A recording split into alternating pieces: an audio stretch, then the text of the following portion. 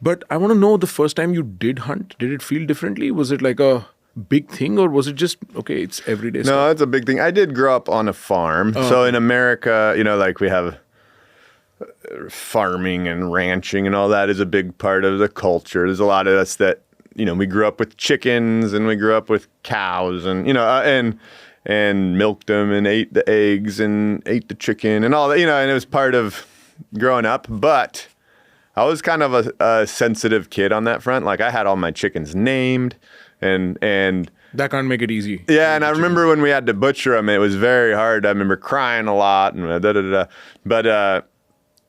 But over time, I think I have come to the understanding that we are a part of the circle of life. Like you say, like we have to be a part of it. We can't necessarily escape it. Like I can't, because even though maybe I'm not the one in a situation where I don't even eat meat, there's animals that are harmed. So like if in a giant field of soybeans, you plant a lot of soy, that's all animal habitat that now has been taken away and is just being farmed. It's no longer wild animals.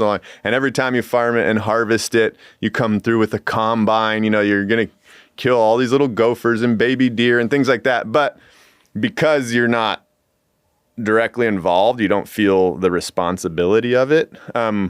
When you recognize that no matter what, death is a part of life, and we're all intertwined in some way with that. There's no escape from that. Yeah, the maggots will eventually eat you too. Yeah, exactly, right, yeah. exactly. So as a person who hunts and eats, eating requires some form of death.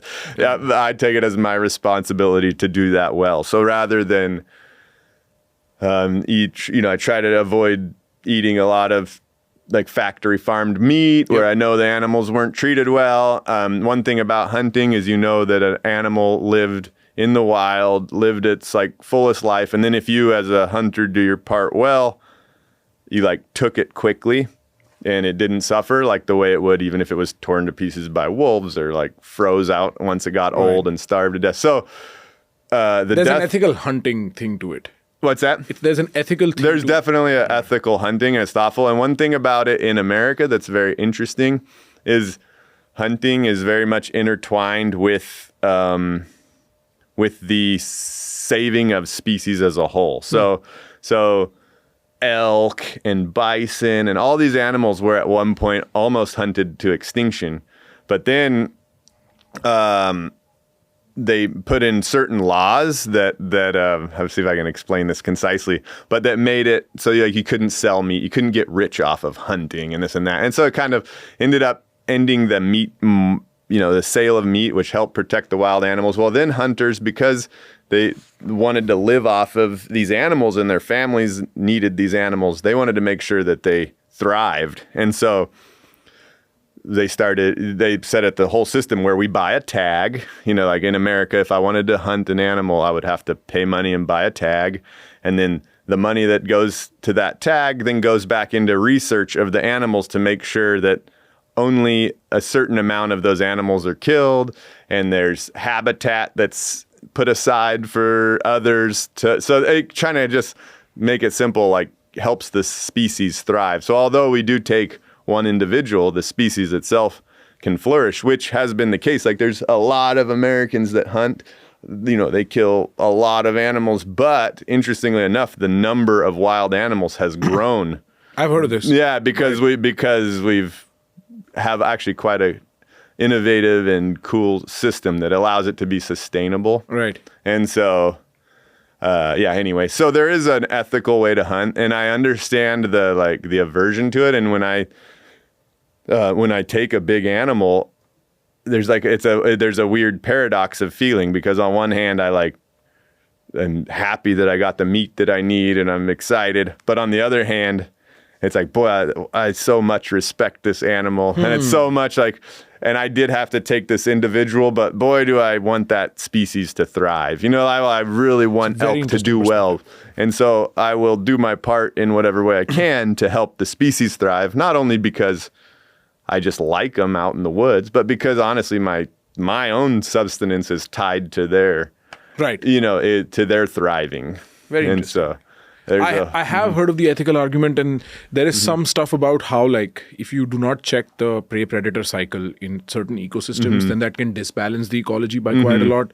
And so hunting almost, or like culling populations at the edges, becomes this kind of thing that, the governments allow for you to do, so that it's not like all the wolves are eating all the sheep and there are no sheeps left. Right, so, right. You gotta kinda have It's a balance. And humans, because we live in places, there's like no getting rid of humans, which is, humans are great. But we can't act like we don't affect the ecosystem. So I think we have to just understand that we do affect it, but then try to do it well.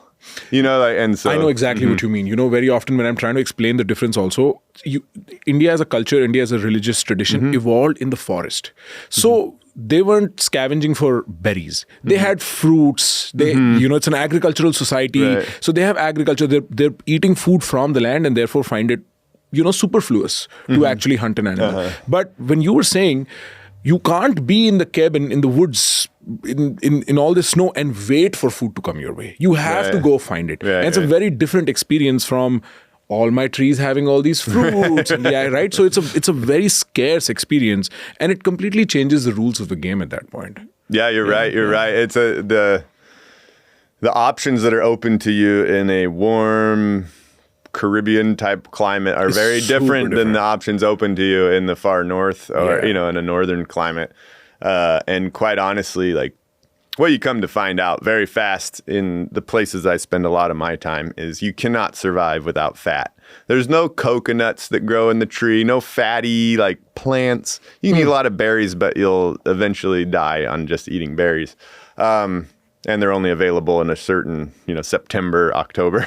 Right. And then, so you need fat, and the only way to get fat is from other animals. Yep. Yeah. And so it kind of puts you in a conundrum. I absolutely respect the Indian approach on that, and the respect for life that is in there. But I think there are different ways to respect life. In that way, even which I know sounds weird, but again, it's like I'd kill animals to provide for my family. But man, do I appreciate them, and man, do I want those animals to thrive overall. I know it's a strange idea. It's almost like two very different sort of cultural paradigms, and you have to find the language that connects those two for people to understand truly. But I mean, you can't blame island people for fishing. Right. Island people will fish to eat. That's where they'll get their food from. If so much of nature, and this is sort of the thing, Indians in the back of their head always think of nature as beautiful, because nature has largely been kind to that part of the world. We have beautiful mountains, we have fertile land, we have oceans, we have plateaus. So we have all this natural resource that you could integrate with, because it's close to the equator, the sunlight's great, and so on and so forth. The Himalayas from the top protect cold winds from Russia, so it doesn't become arid and all that. But that's not the case for the rest of the universe, right? There are places like Siberia where the only way to respect life is to find food for yourself and do what it takes. And through that process, I think it's unignorable. The unique thing about humans is soul. The fact that we can empathize with somebody else's pain. And then there is courage, where you see the pain of someone else, but you're willing to make the courageous choice, whatever that might be for you in that moment, right? So that's a very good point. And I think, of course, there's unthoughtful and unethical people in every culture, but I think an ethical hunter always is kind of weighing and aware of that juxtaposition that, but it takes a life to give a life, kind of, and we're in a cycle, and our job is to do that well and respectfully. It's but in different natural contexts, like I was saying on Alone, it's but it would be easy to believe that nature's just completely indifferent, because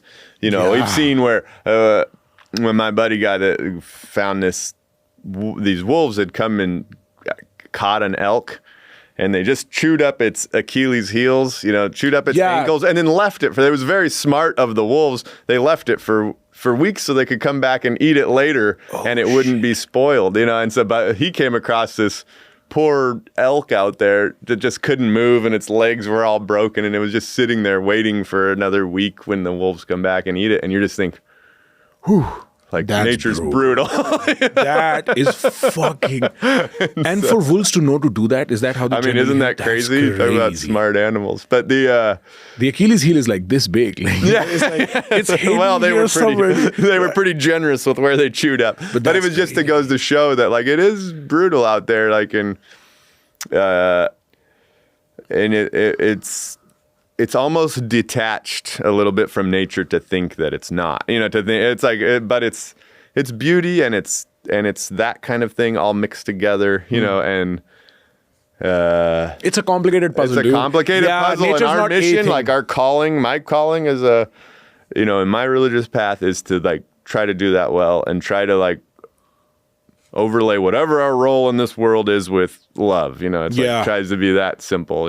It's also so unique how, like, I always enjoy a man committed to his faith. Because they have a character that's beyond their selfish needs. They don't think only for themselves. They think from the vision of whoever their God is or whatever their God means to them.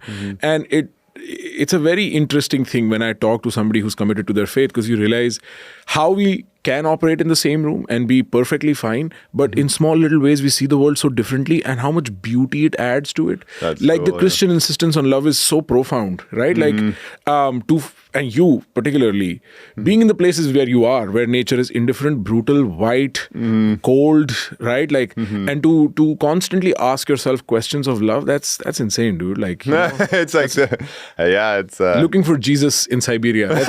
That's the title of your book. That's what you're writing, dude. I like it. Thank you. We have barely scratched the surface with this clip. If you want to know all the fun stuff that happened in this conversation, you've got to go to our main channel. Click now.